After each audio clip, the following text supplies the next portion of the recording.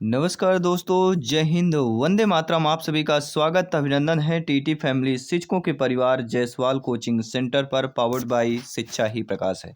दोस्तों, आज की क्लास में हम बात करने वाले हैं मनोविज्ञान साइकोलॉजी है, class number 3 by Jaiswal sir है।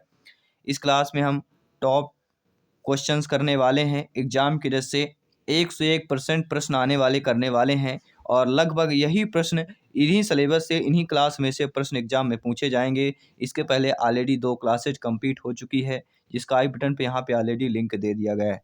साथ ही साथ प्रत्येक क्लास का प्लेलिस्ट, प्रत्येक सब्जेक्ट का प्लेलिस्ट बना दिया गया है, क्योंकि आउट ऑफ 150 में से अगर 125 प्लस का स्कोर क्रैक करना है तो ये क्लास और आने वाली क्लासेज बहुत इंपॉर्टेंट है। आने वाले प्रैक्टिस सेट मॉडल पेपर बहुत इंपॉर्टेंट है। तो चलिए देर न करते हुए क्लास को कंटिन्यू करते हैं और आपका फीडबैक जान लेते हैं। पहला प्रश्न आप लोगों की स्क्रीन पर है। स्वभाव और प्रकृति से छोटे जो बच्चे होते हैं डरपोक तथा संकोची होते हैं, निर्भीक तथा स्वतंत्र होते हैं, शांत तथा सक्रिय होते हैं या सक्रिय तथा जिज्ञासु होते हैं। सभी कमेंट कीजिएगा। देखिए, स्वभाव और प्रकृति से देखा जाए, जो बच्चे होते हैं, जो छोटे बच्चे होते हैं, वह सक्रिय और जिज्ञासु प्रवृत्ति के होते हैं। यहाँ पे डी ऑप्शन आप लोगों का ऑलरेडी सही हो जाएगा। अगला प्रश्न देख लेते हैं क्या पूछा गया है। छात्र उस शिक्षक को पसंद करते हैं जो समस्याएं सुनते हैं, नाराज नहीं होते हैं, समय का पाबंद होते हैं या सुंदर होते हैं। तो उस छात्र उसी शिक्षक को पसंद करते हैं जो शिक्षक जो है समस्याओं को सुनते हैं, जो बालक के बच्चे की समस्या को सुनते हैं। छात्र उसी शिक्षक को क्या है, सुनते हैं और मानते भी हैं। अगला प्रश्न है, प्रौढ़ शिक्षा के लिए आयु वर्ग है 6 से 16 वर्ष, 12 से 18 वर्ष, 18 से 50 वर्ष, 15 से 35 वर्ष। तो आप सभी लोग जानते हैं, ज्ञानी सर्वज्ञ व्याख्याता लोग हैं, भावी अध्यापक अध्यापिकाएं हैं, कि प्रौढ़ जो होता है वह शिक्षा जो आयु वर्ग माना जाता है वह 15 से लेकर 35 वर्ष माना जाता है। अगला जो प्रश्न दिया गया है कि समाज की उन्नति का जो मूल क्या होता है, तो समाज की उन्नति का मूल क्या होता है। बाल बालिका शिक्षा एक समान हो, बालिका शिक्षा को कम महत्व मिले, बालिका शिक्षा अलग विद्यालय में हो या केवल महिला अध्यापक हो। तो समाज की उन्नति का जो मूल होता है वह हमारा होता है बाल बालिका शिक्षा एक समान शिक्षा होनी चाहिए, सभी को एक समान मानना चाहिए। अगला प्रश्न देख लेते हैं जो स्क्रीन पर आप लोगों के ऑलरेडी आ चुका है और प्रश्न यह पूछा जा रहा है कि छोटे बच्चे की ज्ञानेंद्रियों को क्रियाशील व सक्षम बनाने हेतु उनके समझ सामग्री रखकर निरीक्षण करवाएंगे, वस्तु उठाने रखने का काम सौंपेंगे, उनको क्रियाशील रखेंगे या कक्षा कक्ष में शांत बैठने के लिए कहेंगे। सभी कमेंट कीजिएगा। तो छोटे बच्चों की ज्ञानेंद्रियों को क्रियाशील व सक्षम बनाने हेतु जो महत्वपूर्ण होता है उनको क्रियाशील रखना, क्योंकि क्रियाशील ज्ञानेंद्रियों को क्रियाशील सक्षम बनाना तो उनको भी क्रियाशील रखना जरूरी हो जाता है। सी वाला ऑप्शन सही हो जाएगा। आइए बात करते हैं अगले प्रश्न की। अगला प्रश्न है, कक्षा में श्रेष्ठ अनुशासन की कसौटी क्या होती है। शांति में अवशिष्ट कक्षा, कक्षा में शांतिपूर्ण शिक्षण प्रक्रिया, कक्षा में अपेक्षित सहभागिता या शिक्षक छात्रों का आक्रमण व्यवहार। सभी कमेंट कीजिएगा। जी हाँ, सभी प्यारे मित्र, मेरे प्यारे प्यारे भाइयों की प्यारी प्यारी बहनें, गृहिणी जिनका सपना है टीटी एग्जाम को क्रैक करना, जायसवाल सर आप सभी का अभिनंदन स्वागत करते हैं। आप सभी के माता पिता को नमस्कार और प्रणाम करते हैं। कक्षा में जो श्रेष्ठ अनुशासन की कसौटी होती है वह कक्षा में शांतिपूर्ण शिक्षण प्रक्रिया की बात करते हैं। बी ऑप्शन यहाँ पे ऑलरेडी सही हो जाएगा। अगला जो प्रश्न है बहुत इंपॉर्टेंट प्रश्न है कि अनौपचारिक शिक्षा की व्यवस्था जो की गई है 6 से 11 की आयु वर्ग पर, 9 से 14 वर्ष की आयु वर्ग पर, 15 से 35 आयु वर्ग पर, या कोई सीमा नहीं है। सभी कमेंट कीजिएगा। देखिए, अनौपचारिक शिक्षा, जो शिक्षा की सीमा जो होती है वह कोई निश्चित नहीं होती है, अनियमित सीमा होती है।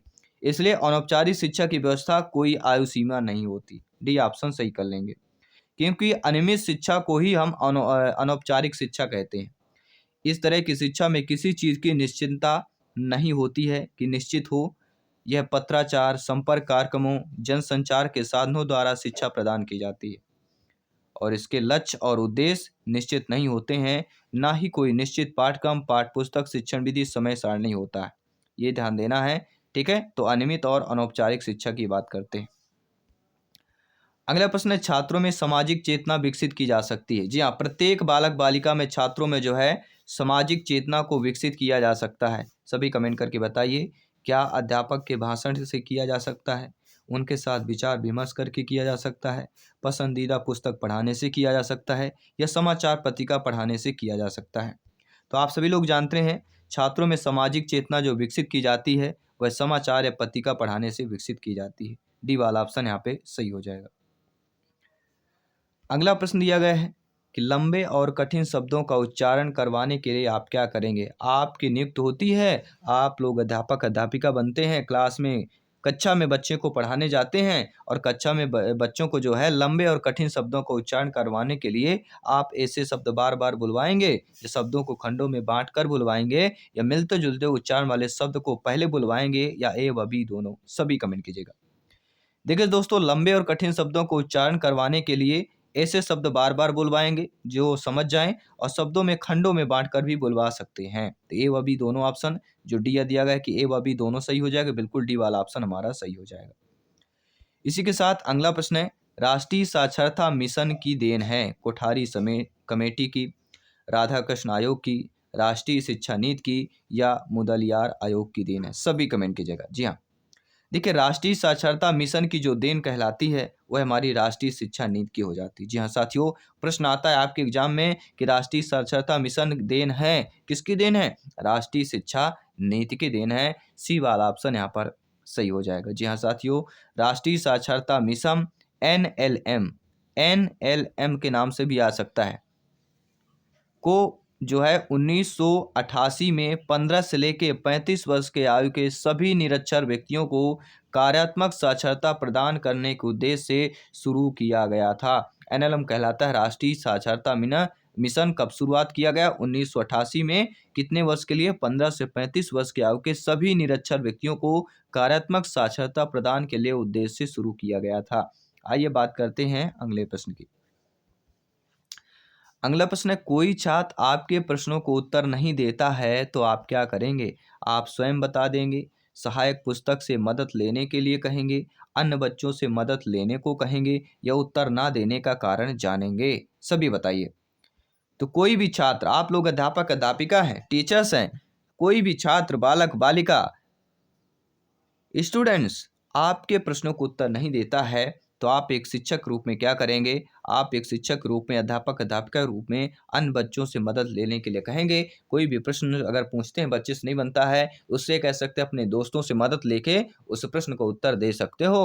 अपने मित्रों से मदद मिलकर, अपने मित्रों से हेल्प लेकर इस प्रश्न का जवाब दे सकते हो। तो सी वाला ऑप्शन यहाँ पर सही हो जाएगा। आइए बात करते हैं अगले प्रश्न की।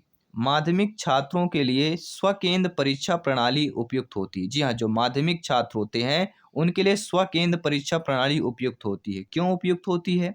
क्योंकि विद्यालय से दूर नहीं जाना पड़ता, क्योंकि नकल में सुविधा नहीं होती, क्योंकि अपने केंद्र पर अनुशासित रहते हैं, क्योंकि दूसरे परीक्षा केंद्र पर जो है छात्र निराश हो जाते हैं।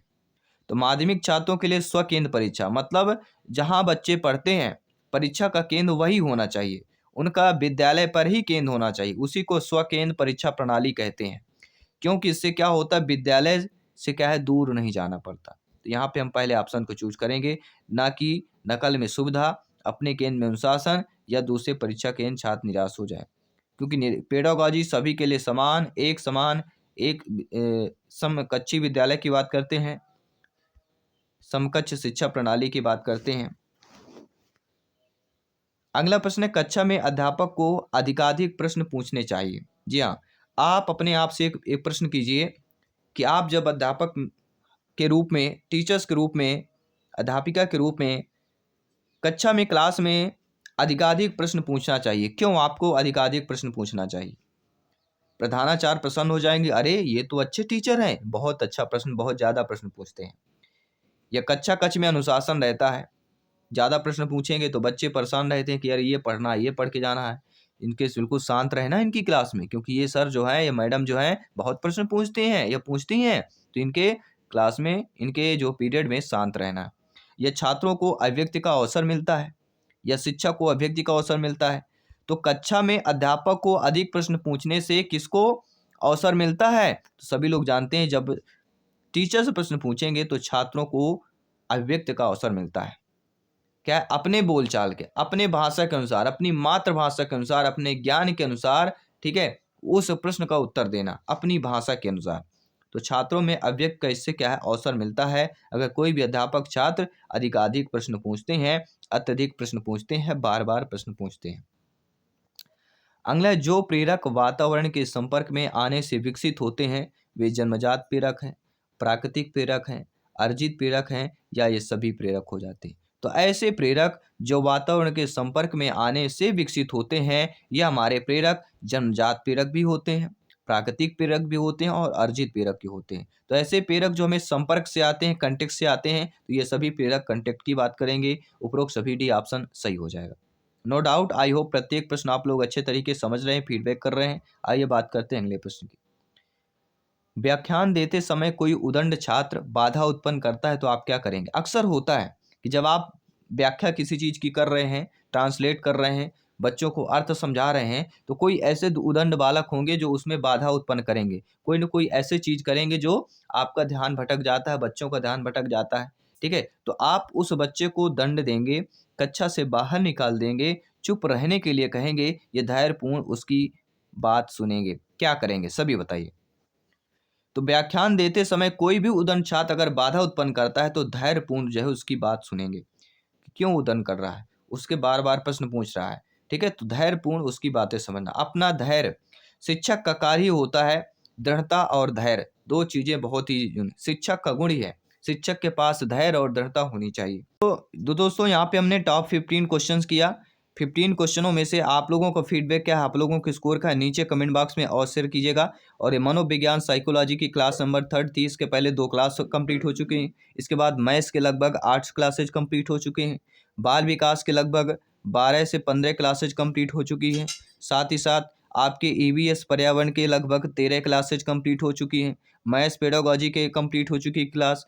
ठीक है, तो सारी क्लासेस चल रही हैं। संस्कृत शिक्षण शास्त्र, संस्कृत पेडागोजी की भी क्लास चैप्टर वाइज चल रही है, एक चैप्टर में क्लास कंप्लीट करते हैं। तो सभी क्लासेज इंपॉर्टेंट है, सभी ज्वाइन कीजिए। मैं आपके साथ जसपाल सर मिलता हूँ आपकी अगली क्लास पर। सभी मित्रों को जय हिंद, वंदे मातरम, धन्यवाद सभी का।